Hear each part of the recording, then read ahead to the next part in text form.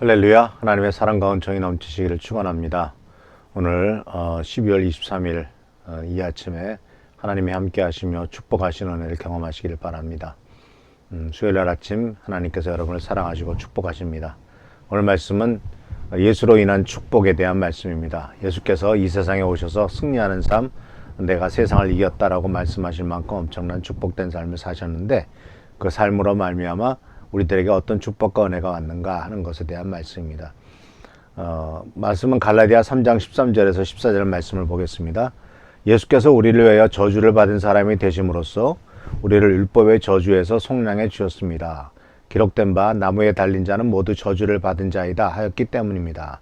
그것은 아브라함에게 내리신 복을 그리스도 예수 안에서 이방 사람에게 미치게 하시고 우리로 하여금 믿음으로 말미암아 약속하신 성령을 받게 하시려는 것이었습니다. 예수님께서 스스로 당신은 선한 목자라고 그랬고 내가 온 목적은 양으로 생명을 얻되 풍성한 생명을 얻게 하려고 오셨다라고 분명히 말씀하셨습니다. 선한 목자이신 예수, 예수님께서는 바로 어린 양으로 어린 아이로 이 땅에 오셨고 또한 어린 양으로 오셔서 바로 우리들을 위해서 희생하시고 또한 우리들에게 하나님 나라의 귀한 축복을 베풀어 주신 것을 보게 됩니다. 그래서 예수님의 삶에 대한 얘기를 사도 바울은 갈라디아 3장 13절에서 예수님께서 우리를 위해서 저주받은 사람이 되셨다. 그래서 율법의 저주에서 우리를 속량해 주셨다라고 말씀하셨습니다. 바로 어제도 말씀드렸습니다만 율법의 저주 아래 있는 사람들, 바로 이 율법의 저주 아래 있는 사람들, 갈라디아서 나오는 것처럼 율법의 저주 아래서 우리들을 벗어나게 하셔서 이제는 하나님의 자녀가 되게 하신다고 말씀하셨지 않습니까? 그래서 이제 사랑하는 성도 여러분, 그것의 구체적인 방법은 갈라디아 3장 13절에 보면은 바로 나무에 달린 자는 저주를 받았다. 그래서 이 나무에 달린 자, 십자가라고 하는 나무에 달려서 십자가에 달려 돌아가심으로 그 우리들에게 주어진 저주를 예수 그리스도께서 대신 짊어지고 가신 것을 보게 됩니다. 이사야서 53장에서는 그가 채찍에 맞음으로 우리가 나음을 입었다. 또 그가 상함으로 우리가 나음을 입었다라는 말씀을 통해서 어떤 신적인 교환에 대한 얘기를 나누고 있는데 이 부분에 대해서 오늘 생각해 봄으로써 예수님께서 살아계신 그 삶의 결과, 행위의 결과가 우리들에게 어떤 축복을 가져다 줬는가 하는 것을 생각하는 시간입니다. 그래서 가장 중요한 것은 바로 율법의 저주에서 우리를 속량시켜서 우리들에게 이 갈라디아 3장 14절에 나오는 것처럼 아브라함에게 내리신 복이 우리들에게 미치게 하시기 위함이다 라는 것입니다. 우리들은 아브라함의 복, 바로 창세기 12장 2절 3절에 나오는 아브라함의 복 7가지 아브라함의 복을 알고 있습니다. 그리고 그 아브라함의 복이 바로 우리들에게도 예수를 이방 사람들에게도 유대인들이 아닌 이방 사람들에게도 이루어지게 하기 위해서 예수님께서는 그것을 받지 못하게 막고 있었던 이 율법의 저주로부터 우리들로 하여금 이제 벗어나게 하셨고, 그리고 또한 우리로 하여금 그러니까 바로 성령의 역사가 있도록 하시기 위해서다라고 하는 것을 사도 바울은 고백을 하고 있는 것을 보게 됩니다. 그래서 보면 이것을 이제 크게 세 가지로 생각할 수 있는데, 첫 번째는 영적인 변화가 있고, 두 번째는 육체적인 회복이 있고, 세 번째는 사회적인 축복이 있거든요. 첫 번째는 영적인 변화와 축복입니다. 두 번째는 육체적인 회복이고, 세 번째는 사회적인 축복인데, 첫 번째를 보면은 바로 영적인 변화는 데살로니가전서 바로 5장의 말씀에 나타난 것을 발견할 수가 있습니다. 데살로니가전서 5장에 보면은 이렇게 말합니다. 예수께서 우리를 위해서 죽으사 우리로 하여금 깨든지 자든지 자기와 함께 살려 하셨느니라. 그리고 베드로전서 2장 24절에서도 우리들에게 이런 축복을 하셨는데, 이 첫 번째 말씀 먼저 데살로니가전서 5장 10절 말씀을 먼저 보면은 예수님께서 자기와 함께 살려고 만드셨다는 것이죠. 그러니까 우리들이 어떻게 예수님과 함께 살 수가 있겠습니까? 죄인으로서는 살 수가 없겠죠. 바로 예수님께서 우리를 건지시려고 우리 죄를 위해서 자기 몸을 들이셨다라고 갈라디아서 1장 4절에 고백하고 있거든요. 그러니까 그리스도께서 하나님 곧 우리 아버지의 뜻을 따라 이 악한 세대에서 우리를 건지시려고 우리 죄를 위하여 자기 몸을 들이셨다. 악한 세상에서, 악한 세대에서 우리를 건지시려고 우리 죄를 위하여 자기 몸을 들이셨기 때문에 영적인 변화는 이제 우리 죄가 용서를 받았으니까 이제는 이 죄인이 하나님의 아들로 변화됐고 이제는 우리의 삶이 지옥에서 천국으로 가게 되고 관계가 회복되지 않습니까? 이것이 바로 첫 번째 영적인 변화입니다. 요한복음 8장, 요한복음 말씀 속에서도 우리들에게 계속해서 5장 24절에서도 말씀하신 것은 보면은 영접하는 자, 그 이름을 믿는 자들에게는 하나님의 아들이 되는 그 권세를 주었다고 요한복음 1장에도 말씀하고 있지만은 5장에서 바로 그 구원받은 사람들에게는 심판에 이르지 아니하고 또 사망에서 생명으로 옮겼다라고 말씀하심으로써 우리가 예수를 믿는 사람들로서 우리들에게 주어진 영적인 변화, 하나님의 자녀가 됐고 그리고 사망의 존재에서 생명의 축복을 받은 존재로 변화되게 된 것이 바로 첫 번째 중요한 영적인 변화라는 것을 알 수가 있습니다. 이 영적인 변화가 없이는 나머지는 다 아무것도 아니죠. 왜냐하면 예수님께서도요, 이 세상에 계실 동안에 병든 자도 많이 일으키시고 죽은 자도 살리시고 그러지 않습니까? 그런데 병든 자를 일으키시고 또한 여러 가지 질병을 치유하시면서 꼭 하신 말씀이 바로 뭐냐면 내 믿음이 너를 구원하였다라는 말을 썼습니다. 내 믿음 때문에 내 병이 나았다. 그런 수준에 머무르지 않고 내 믿음이 너를 구원하였다라는 말을 썼습니다.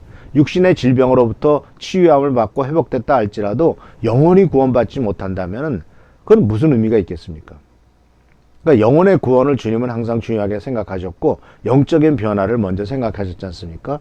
그래서 요한 3서 2절에서도 뭐라고 말했습니까? 내 영혼이 잘된 같이 내가 범사에 잘되라고 말씀하심으로써 영혼의 잘됨이 다른 어떤 것보다도 우선된다는 것을 분명히 말씀하고 계시죠.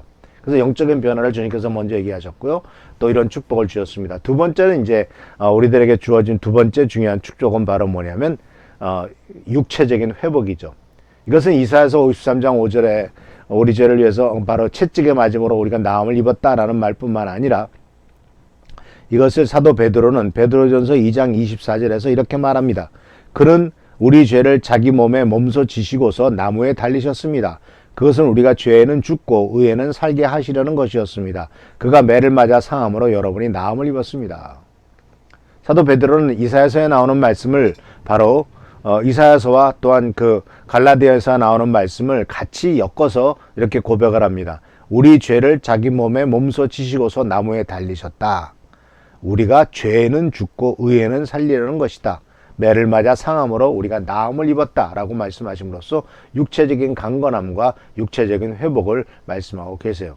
그렇기 때문에 우리는 분명히 여기서 뭘 깨달아야 되냐면 주님께서 우리들에게 이렇게 치유하시고 회복시키시면서 우리의 남은 때를 우리 육체를 육신의 쾌락과 즐거움과 만족을 위해서 살기 위한 시간으로 보내지 말고 즉 육신을 죄악의 도구나 쾌락의 도구로만 쓰지 말고 육신을 하나님의 도구로 하나님의 뜻을 이루어가는 도구로 사용할 것을 주님이 권면하고 계시고 이것을 말씀하고 계시더라는 것입니다.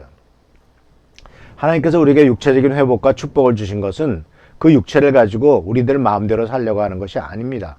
그 육체를 가지고 하나님의 도구로 사용하라는 것입니다. 우리가 돈을 벌어도 그것이 하나님의 도구로 쓰임받기 위한 것이고 또 어떤 일을 하든지 간에 하나님의 도구로서 이 세상에 하나님 나라가 임하고 하나님의 뜻이 이루어지는 일에 우리들이 일을 담당하도록 하신 것이 바로 주님의 뜻이다라는 것이죠. 그래서 하는 성도 여러분, 주님께서 우리를 축복하신 것을 감사드리고 동시에 그 축복하신 것만큼이나 우리들은 하나님 앞에 올바로 살아가는 삶이 되기를 축원합니다. 육체적인 회복을 약속하셨으니까 이 회복을 경험하시고 또 회복 속에서 하나님께 영광을 돌리는 우리 모두가 되기를 바랍니다. 그리고 이제 마지막 세 번째로서 사회적인 축복이 있는데요. 바로 예수님께서 우리 죄를 위해서 돌아가실 뿐만 아니라 모든 저주를 지고 가심으로써 우리들에게 진정한 축복이 됐다고 하는데 이것은 이제 특히 이제 여러 가지 분야가 있습니다만 그 중에서도 바로 물질적인 분야에 대해서 고린도후서 8장 9절에서는 이렇게 말하고 있어요. 여러분은 우리 주 예수 그리스도의 은혜를 알고 있습니다. 그분은 부유하신 분이시지만 여러분을 위하여 가난하게 되셨습니다. 그분이 가난하게 되심은 여러분을 부욕해 하기 위함이었습니다. 자, 예수님은 정말 하늘의 모든 것을 다 갖고 계신 분이고 부족함이 없는 분이죠. 근데 이 땅에 오셔서 가난한 가난한 그 목수의 아들로 오셔가지고 몫으로서 평생을 지내시다가 3년 동안 이제 공생애를 마치시고, 또 예수님께서는 자기를 따라오는 어떤 목적을 갖고 있는 사람들에게 말씀하시기를, 여우도 굴이 있고 참새도 깃들 곳이 있지만 나는 머리 둘 곳도 없다라는 말씀을 통해서 자기에게서 어떤 경제적인 거나 물질적인 어떤 보상을 기대하지 말라, 이게 주님께서는 분명히 말씀하신 것을 볼 수가 있어요. 그래서 주님께서는 이렇게 말씀하시면서 그렇지만, 그렇게 하셨지만 주님께서는 또 오병이어의 기적을 통해서 5천 명의 굶주린 자를 먹이시고 또 필요한 것들을 다 채워주셨지 않습니까? 그러니까 예수님 자신은 자기 자신을 위해서 돌로 떡을 만들어 먹으라고 하는 마귀의 그 유혹에는 강하게 거절하셨지만, 물고기 2마리와 떡 5덩이로 5천 명을 먹이고도 12광주를 걷게 하신 분이 바로 주님이시다는 것을 기억할 수가 있습니다. 그래서 주님께서는 우리들에게 이와 같이 부유한 삶을 살게 하셨고, 동시에 그것은 양으로 풍성한 생명을 얻게 하신 그 풍성한 생명의 또 다른 측면과도 연결되는 것을 보게 됩니다. 그래서 그분이 가난하게 되시면 여러분을 부유하게 하심이라고 말씀하시는데, 이 부유함에는 꼭 경제적인 성공만이 아니라 인생의 부유함, 우리들의 삶의 정말 풍성한 생명, 이런 것들이 다 포함되어 있는 것을 우리들은 발견할 수가 있죠. 사랑하는 성도 여러분, 예수님께서 이렇게 이 세상에 살아 계시고 또 세상에서 십자가에 달려 돌아가시는 그 모든 것들을 통해서 우리들에게 이런 은혜를 주셨다는 사실을 잊지 마시길 바랍니다. 영적인 변화와 육체적인 회복과 사회적인 축복을 주셨습니다. 우리는 이 축복을 누리고 살고 있습니다. 이 은혜 가운데서 항상 감사하며 하나님의 영광을 돌리는 우리 모든 성도님들 되시기를 축원합니다. 주께서 오늘도 함께 하시고 승리하게 하실 줄 믿습니다. 또 모든 코로나 바이러스로부터도 우리를 지키실 줄 믿습니다. 꼭 마스크 쓰고 다니면서 하나님께 도움을 받고 또한 축복을 누리는 여러분 되기를 바랍니다. 기도하겠습니다. 오늘도 하나님께서 함께 하시는 일 감사를 드립니다. 은혜와 은총이 넘쳐나도록 도와주시고 승리의 삶, 복된 삶 되도록 인도하여 주옵소서. 아버지 하나님, 주님께서 우리를 위해서 십자가에 달려 돌아가시고 주님께서 행하신 일의 대가로 우리가 누리고 있습니다. 그동안 그것을 우리가 감사하는 마음을 갖고 살아갈 수 있도록 하시고, 누린 만큼이나 다른 사람에게 사랑과 축복과 은총과 은혜를 전달하는 삶이 되도록 인도하여 주시옵소서. 오늘도 함께해 주옵시고 보살펴 주옵시고 돌봐 주시기를 바라옵고 예수님의 이름으로 축복하며 간절히 기도하옵나이다. 아멘. 계속 우리 한은주 성도님의 그 산재 재판을 위해서 또 우리 유관한 성도님, 그리고 또 최승규 장로님, 그의 경제적으로 어려운 분들, 이런 분들을 위해서 계속 기도하고 하나님의 영광 돌리는 여러분 되시기를 축원합니다. 할렐루야. 감사합니다.